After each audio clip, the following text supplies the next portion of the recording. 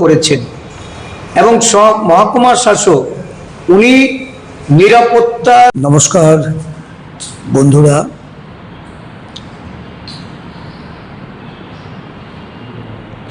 দেশের প্রধানমন্ত্রী নরেন্দ্র মোদীজি 12 বছর শাসন ব্যবস্থায় দেশটার যেমন 12টা বাজিয়েছে, আমাদের রাজ্যে বিগত 8 বছরের বিজেপি শাসনে এই রাজ্যের বর্তমান অবস্থাও তথাচিত।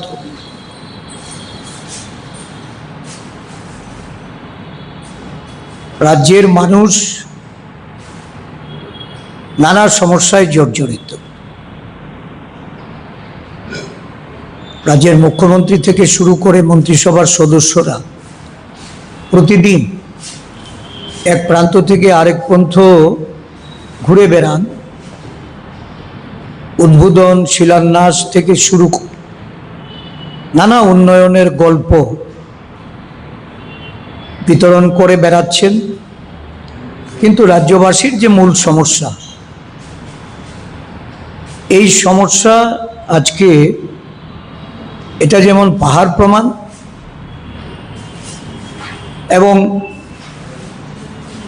নাগরিক জীবনে দৈনন্দিন মানুষ যেভাবে এর মোকাবেলা করতে প্রশাসনিক উদাসীনতা লক্ষ্য করছে, রাজ্য প্রশাসনে জবাবদিহিতা আজকে কেউ দায়িত্ব নিয়ে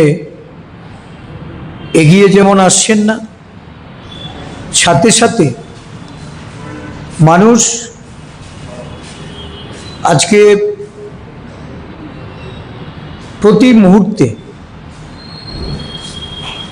দুঃশাসনের কবলে পড়ে বিপর্যস্ত জীবনযাপন করে চলেছে। রাজ্যের মুখ্যমন্ত্রীর নিকট আমাদের প্রশ্ন, গত কিছুদিন ধরে টানা বর্ষণ, সারা রাজ্য জুড়ে এই বর্ষণ স্নাত অবস্থায় নাগরিক জীবনের যে সমস্যাগুলি নজরে এসেছে, এইগুলি প্রতিকারের জন্য রাজ্যের সরকার বা রাজ্যের মুখ্যমন্ত্রী কি ব্যবস্থা উনি গ্রহণ করেছেন। আমরা লক্ষ্য করছি যে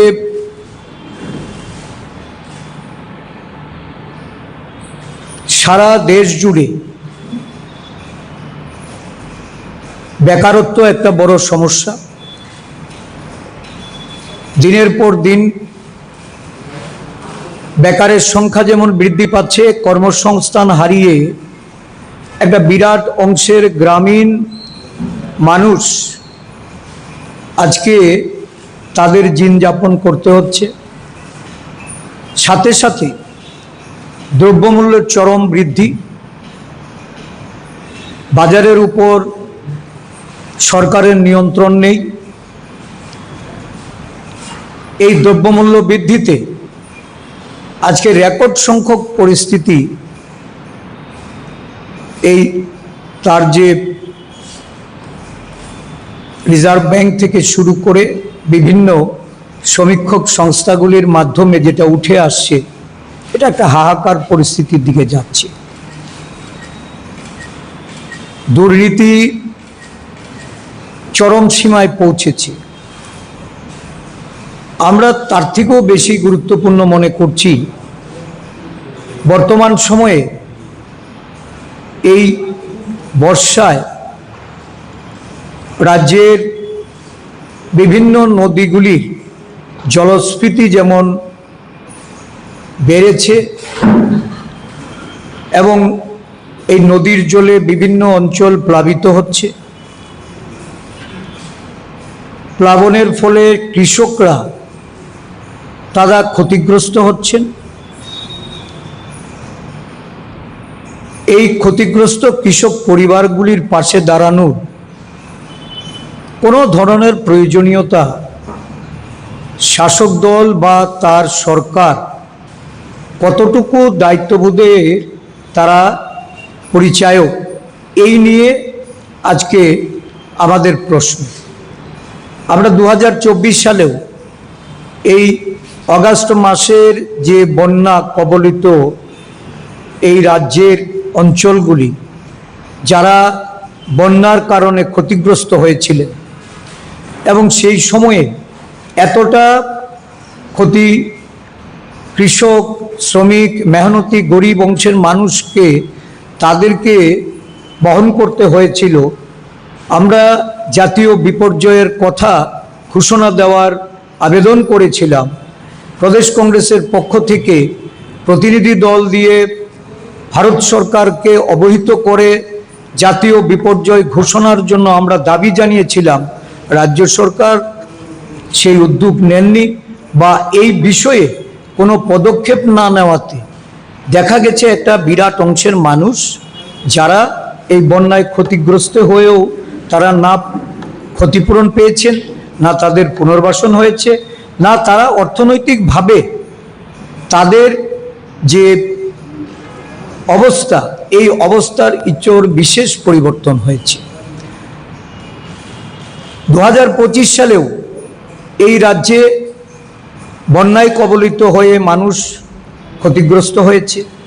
সরকার সঠিকভাবে তাদের ক্ষতির নিরূপণ করে তাদেরকে যেমন কোনো রকম পদক্ষেপ নেননি। এবারেও এই 2026 সালেও আজ থেকে 3-4 মাস আগে ব্যাপক সাইক্লোনে আমরা দেখলাম একটা বিরাট অংশের কৃষক এবং রাবার চাষিরা তাদের ক্ষয়ক্ষতি, প্রায় 50,000 পরিবার যারা রাবার চাষের সঙ্গে যুক্ত ছিলেন তাদের এই ক্ষতির সম্মুখীন হতে হয়েছে। সেই ক্ষেত্রেও সরকার একচক্ষু নীতি নিয়ে তাদের ক্ষতিপূরণ প্রদান বা পুনর্বাসনের ক্ষেত্রে আমাদের শাসক দলের কিছু নেতৃত্বের তাদের মাধ্যমে যখন এই ক্ষয়ক্ষতি তাদের অর্থাগম বা তাদের অর্থ প্রদান করা হয়, সেখানেও একটা বিরাট ধরনের কৃষকরা বা রাবার চাষিরা তারা এই ক্ষতির সম্মুখীন হয়েছেন। তারা তাদের আর্থিক সহায়তা সঠিকভাবে তারা পাননি। কিন্তু বিগত কয়েকদিন আগে এই যে বন্যার জলে বিভিন্ন নদীগুলিতে জলস্ফীতি হয়েছে, তাতেও একটা বড় সংখ্যক চাষিরা ক্ষতিগ্রস্ত হয়েছে। যখন এই বন্যায় ক্ষতিগ্রস্ত কৃষক বা সাধারণ মানুষ তাদের ক্ষতিপূরণের যে প্রশ্নটা আসে, তখন দেখা যায় সেখানে দলবাজি স্বজন পোষণের জন্য শাসক দলের মানুষ সেখানে এসে হাজির হয়। এবার আমরা দেখলাম যে রাজ্যের মুখ্যমন্ত্রী ওয়ার রুমে বসে প্রাক বর্ষা, কারণ 24 সাল থেকে শিক্ষা নিয়ে তারা প্রাক বর্ষার মরশুমে কিভাবে প্রতিহত করা হবে, কিভাবে মানুষকে সহায়তা প্রদান করা হবে এবং বন্যা থেকে মানুষকে মুক্ত রাখার জন্য ত্রাণ তাদেরকে বিতরণ করার জন্য ডিজাস্টার ম্যানেজমেন্টের উপযোগিতা, তার যথাযথভাবে এটাকে ব্যবহার করার জন্য আগাম প্রস্তুতি নিয়েছিলেন। কিন্তু তারপরেও দেখা গেল যে যখন এই ধরনের পরিস্থিতির সম্মুখীন হন মানুষ, তখন না ডিজাস্টার ম্যানেজমেন্টের উপযুক্ত কোনো ভূমিকা, না সরকারের প্রশাসনের তরফ থেকে সেখানে কোনো ধরনের ব্যবস্থাপনা এটা নজরে আসে না। কংগ্রেস তো অলরেডি এই সুনাম ওয়াঞ্চুকের ওনার শারীরিক অবস্থার খোঁজ খবর নিয়ে সরকারের প্রতি একটা আহ্বান রেখেছেন আমাদের দলের সাংগঠনিক সাধারণ সম্পাদক কেসি বেণুগোপালজি।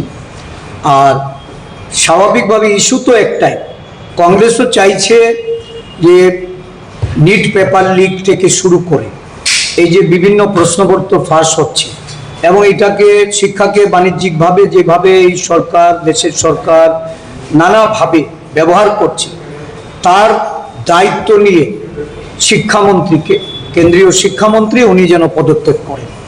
ওয়াংচুক থেকে শুরু করে রাজ্যের বিরাট অংশের ছাত্রছাত্রী, যুবকদের তাদেরও বক্তব্য একটাই যে ওনার পদত্যাগ। তো স্বাভাবিকভাবে এখানে কোনো দ্বিমত নেই। আমরা পদত্যাগের দাবিটাকে আরো বেশি জোরালো করার ক্ষেত্রে যারা এগিয়ে আসছে, যারা আন্দোলন করছে, তাদের প্রতি আমাদের পূর্ণ সমর্থন।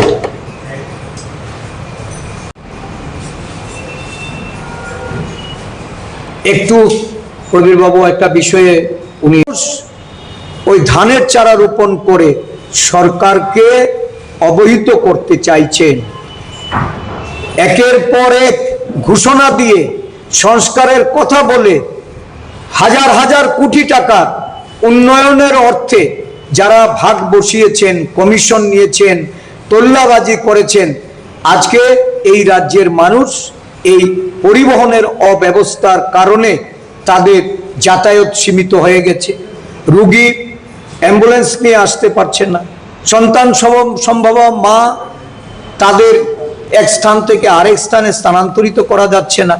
এহেন পরিস্থিতিতে এই রাজ্যে একটা সরকার আছে বলে মনে হয় না। একটা সরকারের অ্যাকাউন্টেবিলিটি কোথায়? শুধুমাত্র মন্দির, মসজিদ আর বিভিন্ন ধর্মীয় স্থানে গিয়ে পূজা অর্চনা করে মানুষের প্রতি মঙ্গল কামনা। আসলে এই সরকারটা তো মানুষ কাজের জন্য বসিয়েছেন।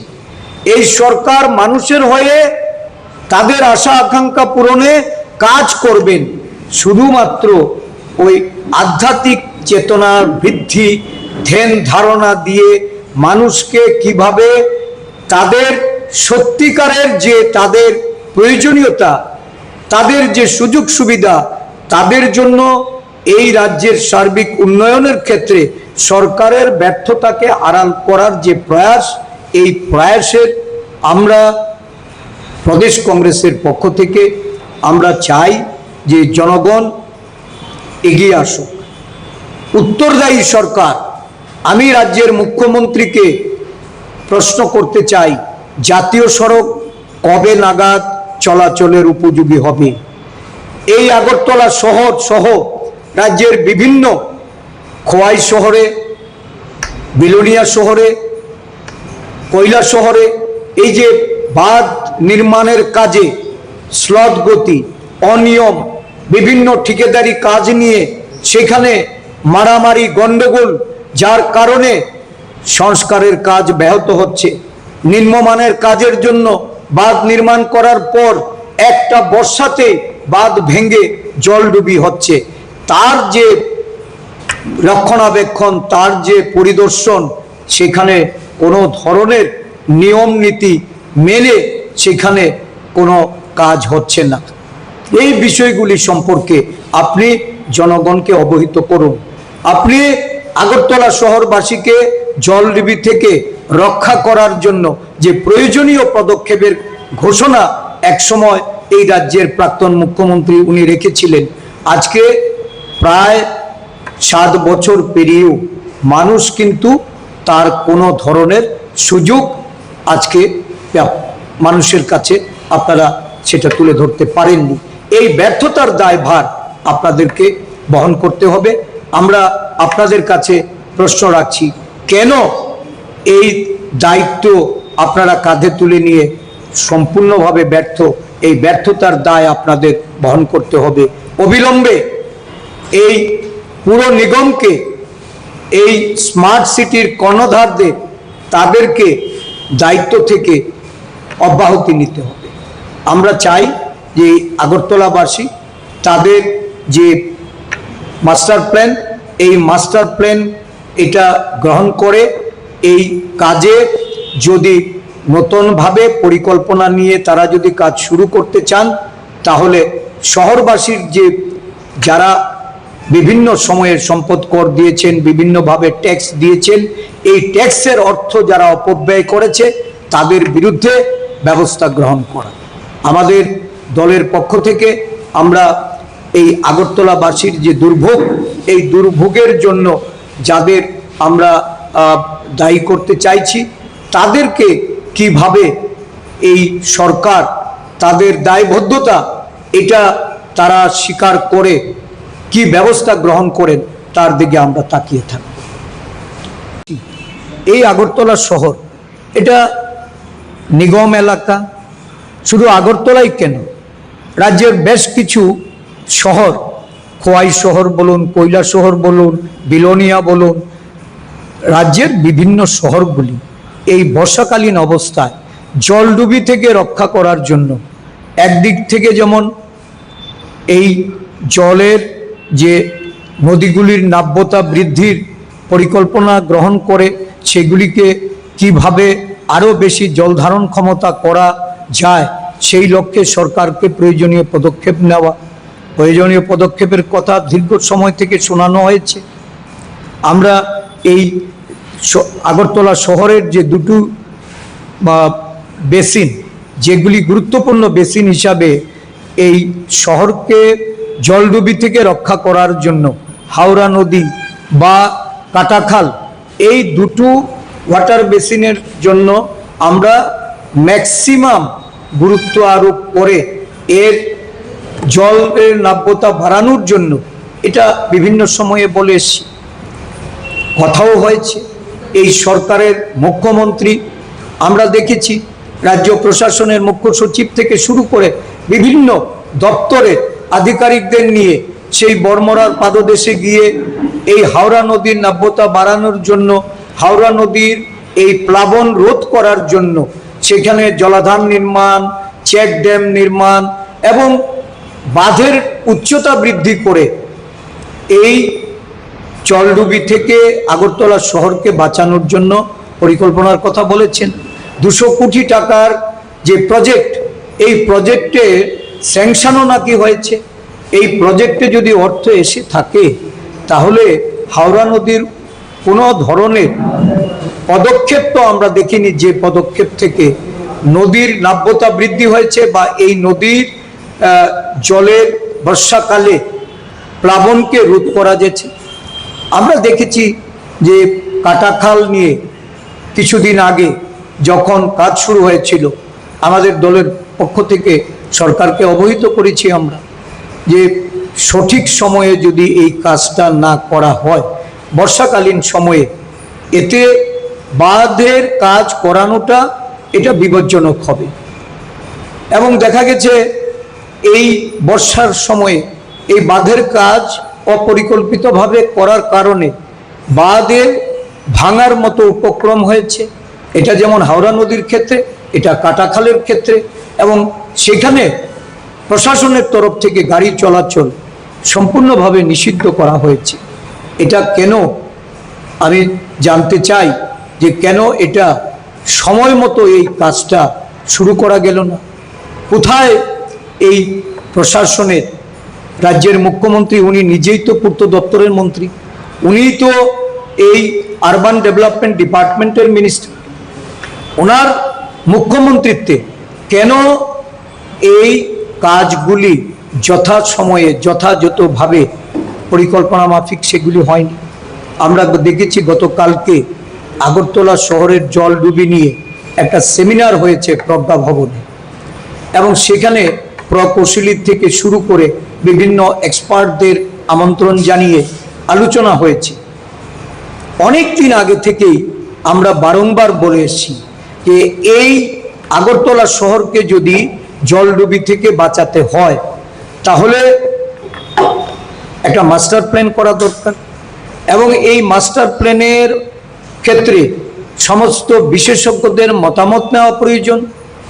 প্রয়োজনে বহিরাজ্য থেকে এজেন্সি এনে এই আগরতলা শহর সহ রাজ্যের যে বড় বড় শহরগুলি যেখানে বর্ষাকালে মানুষ এই বর্ষার জলে ক্ষতিগ্রস্ত হয়, বাড়ি ঘর দোকানপাট সামান্য বৃষ্টিতে জল ঢুকে, এবার যারা ক্রেডিট নেওয়ার জন্য বলেন যে না এবার তো 3 ঘন্টায় জল নেমে গেছে, 4 ঘন্টায় জল নেমে গেছে, আসলে জল যতটা সময়ের জন্যই বাড়ি ঘরে ঢুকুক দোকান ব্যবসা কেন্দ্রগুলিতে গিয়া তারা জল ঢুকে ক্ষতিগ্রস্ত হওয়ার সম্মুখীন হতে হয়, এইটা তো বন্ধ হওয়া উচিত। এটাকে কিভাবে নিরসন করা যায় তার জন্য পরিকল্পনা গ্রহণ করা উচিত।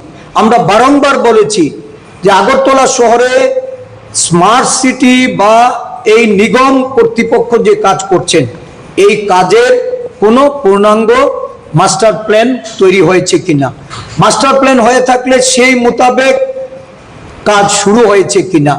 একটা নির্বাচন সামনে, একটা বিরাট কর্মযোগ্য মানুষের সামনে তুলে ধরে যারা শহরের এক প্রান্ত থেকে আরেক প্রান্ত ঘুরে বেড়াচ্ছে, যারা মানুষকে আকৃষ্ট করার জন্য ওই গাড়ি ছেড়ে স্কুটার বাইকে যাওয়ার কথা পরিকল্পনায় নিয়ে এসছেন, আমরা তাদের কাছে প্রশ্ন করতে চাই, এতভাবে বলা সত্ত্বেও যখন একটা বিরাট অঙ্কের টাকা, কারণ এই স্মার্ট সিটির অর্থ ব্যয় নিয়ে এক একজন এক এক রকম দাবি করেছেন। এক সময় এই স্মার্ট সিটির দায়িত্বে যিনি আছেন ওনার সিইও বা এমডিরা তারা বলেছেন 95% কাজ নাকি সম্পন্ন হয়ে গেছে স্মার্ট সিটির। এর থেকেও কিছুদিন পরে আরো বেশি কৃতিত্বের দাবি করে রাজ্যের মুখ্যমন্ত্রী বলেছেন 99% ওয়ার্ক নাকি কমপ্লিট হয়ে গেছে। এই আগরতলা শহরবাসী আজকে কি উপলব্ধি, শহরে খোরাখুরি, নানা জায়গায় জলবন্দি অবস্থা। বিগত বর্ষায় আমরা কি দেখলাম যে নতুন নতুন এলাকা প্লাবিত হয়েছে। শহরের এমন কোনো রাস্তা নেই যেখানে জলবন্দি অবস্থায় মানুষকে পড়তে হয়নি। সামান্য বৃষ্টিতে মানুষ বাড়ি ঘরে জল ঢুকে ক্ষতিগ্রস্তের সম্মুখীন হচ্ছেন, ব্যবসা কেন্দ্রগুলিতে মানুষ ক্ষতিগ্রস্তের সম্মুখীন হচ্ছেন। তাহলে আজকে প্রকৌশলীরা যে মতামত দিচ্ছেন, আমি আজকে বিভিন্ন গণমাধ্যমে দেখলাম, মিডিয়াতে এগুলি উঠে এসছে যে একটা মাস্টার প্ল্যান এখন জরুরি হয়ে পড়েছে। আরে মাস্টার প্ল্যান বিহীন তাহলে একটা স্মার্ট সিটির কাজ কিভাবে তারা এতদিন ধরে চালিয়ে এসছে? 99% কাজ সম্পন্ন হয়েছে। এই যে অর্থ বিনিয়োগ করা হয়েছে স্মার্ট সিটির উন্নয়নের জন্য, যে অর্থ খরচা হয়েছে, এই বিপুল পরিমাণ অর্থ খরচ করার পর এখন আবার মাস্টার প্ল্যান তো জরুরি ছিল। আর মাস্টার প্ল্যান ছাড়া যে কাজ হয়েছে তার সবচেয়ে বড় প্রমাণ, সামান্য বৃষ্টিতে শহর ডুবে যাচ্ছে, নানা নতুন নতুন এলাকা প্লাবিত হচ্ছে এবং শহরবাসী নাকাল। শুধু তাই নয়, আজকে এই জলডুবিতে সমস্ত আগরতলা শহর সহ বিভিন্ন এলাকায় এই যে অবৈজ্ঞানিকভাবে অপরিকল্পিতভাবে কাজ করা হয়েছে, আমরা ভালো করে যে বিষয়টা উপর গুরুত্ব দিয়ে আমরা সরকারকে বলেছিলাম যে হাওড়া নদীর নাব্যতা বাড়াতে হবে। 200 কোটি টাকা যদি খরচা হয়ে থাকে তাহলে হাওড়া নদীর জলের জলাধার কোথায়, চেক ড্যাম কেন এখনো হয়নি, কেন বাঁধের উচ্চতা বৃদ্ধি হয়নি? তাহলে এই যে নদীর একটা বিরাট অংশ জুড়ে মানুষ সামান্য বর্ষাতে যাদের প্লাবনের ফলে ক্ষতিগ্রস্ত হচ্ছেন, আজকে নিশ্চয়ই আমরা তাদের হয়ে প্রশ্ন করব যে মাননীয় মুখ্যমন্ত্রী, আপনি নানা উন্নয়নের কথা বলেন, আমরা উন্নয়নের চিত্রটা আমরা যদি লক্ষ্য করি, শিক্ষার ক্ষেত্রে বলুন, স্বাস্থ্যের ক্ষেত্রে বলুন, কর্মসংস্থানের ক্ষেত্রে বলুন, যাতায়াত ব্যবস্থা, পরিবহনের অবস্থা কি আজকে? আগরতলা শহর জুড়ে ব্যাপক ট্রাফিক জ্যাম, জাতীয় সড়কগুলির দুর্ভোগ, আজকে সাধারণ পরিবহন কর্মী থেকে শুরু করে এই যাতায়াতের ক্ষেত্রে একটা বিরাট অসুবিধার সম্মুখীন হচ্ছেন। এই রাজ্যে 8টি জাতীয় সড়কের কথা বলে যারা উন্নয়নের দাবি করেন, যারা গলা ফাটিয়ে বিজ্ঞাপন লাগিয়ে যারা এই রাজ্যের উন্নয়নের কথা বলেন, এই রাজ্যে একটা জাতীয় সড়ক নেই যে জাতীয় সড়ক দিয়ে পরিবহন বা মানুষ চলাচলের জন্য এটা উপযোগী। আমাদের সম্মানীয় সভাপতি আজকে আপনাদের কাছে উপস্থিত করেছি। আমি অতি সংক্ষেপে জনস্বার্থে একটি গুরুত্বপূর্ণ বিষয়ে আপনাদের মাধ্যমে রাজ্যবাসীকে অবগত করা, সরকারের দৃষ্টিগোচরে নেওয়ার জন্য যে তুলে ধরতে চাই, সেটা হচ্ছে আশিসবাবু বলেছেন 12 বছরে কেন্দ্রীয় সরকার দেশটার 12টা বাজিয়েছে। আমি শুধু এর সাথে যুক্ত করতে চাই, মোদী সরকারটা গোটা দেশবাসীর সরকার না হয়ে শুধু বড় জোর 1 থেকে 2% মানুষের সরকারে হিসাবে চিহ্নিত হয়েছে। এদের মধ্যে কারা আছে বিভিন্ন সময় বলেছি, আজ এগুলো বলে সময় নষ্ট করে।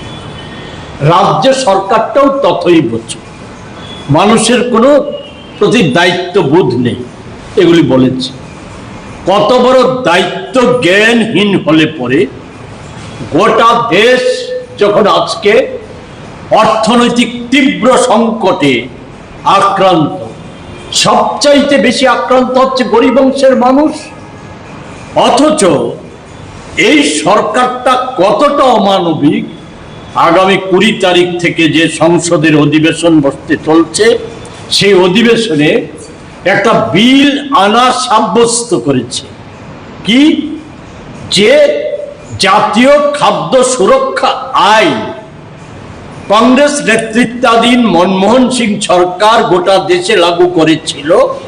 এর ফলে গরিব অংশের মানুষকে 2টা ভাগে ভাগ করে যেটা খাদ্য বিনামূল্যে দেওয়া, আমাদের দেশে যেটা এখনো চালু আছে, যে একটা অংশ 5 কেজি মাথা পিছু 5 কেজি চাল বিনামূল্যে পায়, আরেকটা অন্তদয় অংশ তারা 35 কেজি চাল পরিবার পিছু চাল, অর্থাৎ গরিবের মধ্যেও যারা গরিব।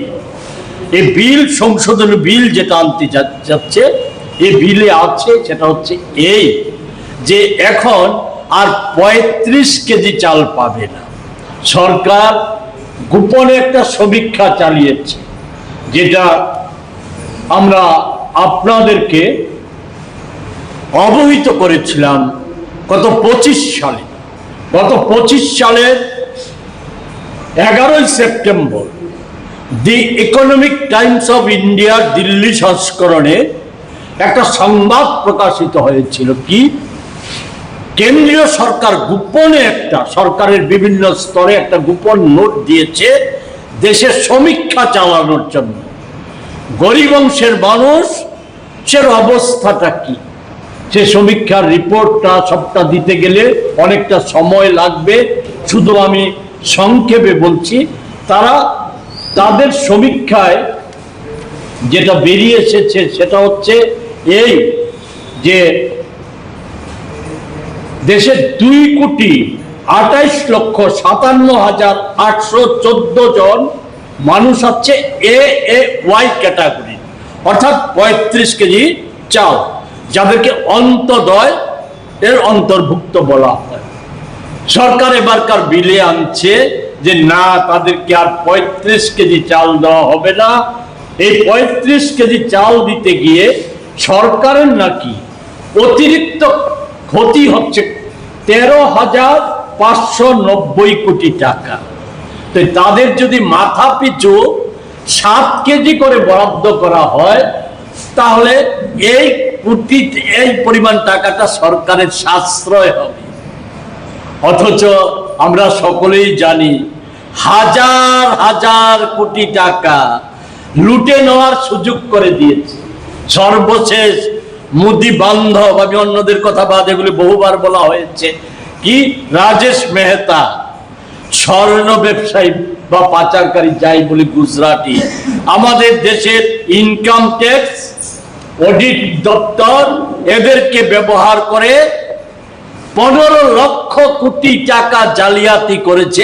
এতে কিছু তাদের যায় আসে না, গরিব মানুষকে পেটে লাথি দেওয়ার জন্য এই টাকাটা সাশ্রয়ের জন্য আজকে প্রকল্প নিচ্ছে। আমি বলছি কেন এই কথাটা, এটা সবচাইতে বেশি ক্ষতিগ্রস্ত হবে আমাদের রাজ্যের মতো রাজ্যে। আশিসবাবু বলেছে যে বিপর্যস্ত অবস্থা হয়েছে কৃষকদের। ওই 21 কোটি টাকা খরচ করে এই কিছুদিন আগে দিল্লিতে ফেস্টিভ্যাল করেছে, আনারস ফেস্টিভ্যাল, অথচ আমাদের নেরামেকে ধুকছে।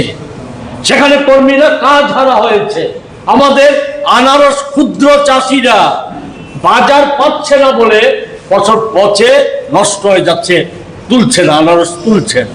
এই হচ্ছে অবস্থা। সেগুলি আর বিশদে যাব না, কিন্তু যে কারণে বলছি যে আরো ভয়ঙ্কর অবস্থা নামিয়ে এনেছে রেগা, জানেন, তুলে দিয়েছে। যেটা চালু ছিল মানুষের অধিকার, সেই অধিকারের টাকা গত 8 বছরে প্রতি বছর এই সরকারের কর্তা ব্যক্তিরা লুটে নিয়েছে। আমাদের কথা নয়, ক্যাগের রিপোর্ট, সিএজি রিপোর্ট, সরকার অস্বীকার করতে পারেনি। আর এখন যে নতুন আইন, এই আইনে যদি কাজ হয়, স্বচ্ছভাবে কাজ হয়, সর্বাধিক কাজ হবে যে বাজেটে বরাদ্দ হয়েছে 40 দিনের। ফলে এই জায়গায় দাঁড়িয়ে আপনাদের কাছে মাধ্যমে যেটা আবেদন করব, একটা ভয়ঙ্কর আক্রমণ সবচাইতে বেশি গরিব মানুষের উপর, কৃষকদের উপর, শ্রমিকদের উপর, যুবকদের উপর, মহিলাদের উপর নেমে এসেছে। এর বিরুদ্ধে আজকে ঐক্যবদ্ধ প্রতিরোধ গড়ে তোলা ব্যতীত কোনো পথ নেই। সেই রাস্তায় কংগ্রেস সেই রাস্তায় এগোচ্ছে, আপনাদের সর্বাত্মক সহযোগিতা চেয়ে আমার কথা বলা শেষ করছে। দেশের স্বাদের আনন্দ লংতরায়। লংতরায়, রান্নায় তোমাকে চাই।